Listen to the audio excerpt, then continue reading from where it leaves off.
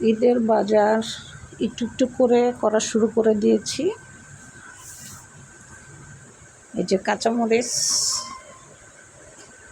এগুলোকে ভালো করে পরিষ্কার করে নিছি।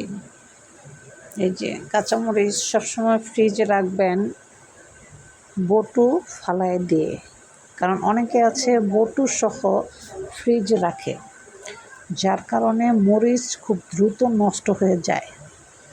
আমার মতো সুন্দর করে এইভাবে পরিষ্কার করে মরিচ রাখবেন, মরিচ খুব ভালো থাকবে। এই যে কেটে নিয়েছি আমি,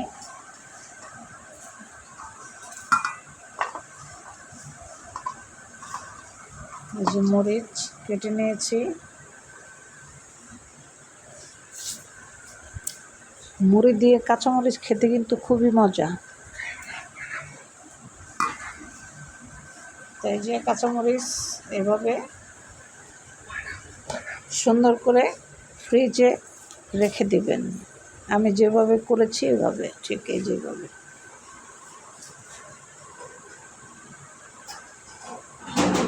বটু ফালাইয়া পরিষ্কার করে তারপর ফ্রিজে রাখবেন,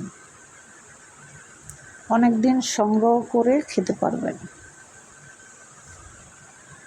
ভিডিওটি ভালো লাগলে লাইক সাবস্ক্রাইব করে চ্যানেলের সাথে থাকবেন।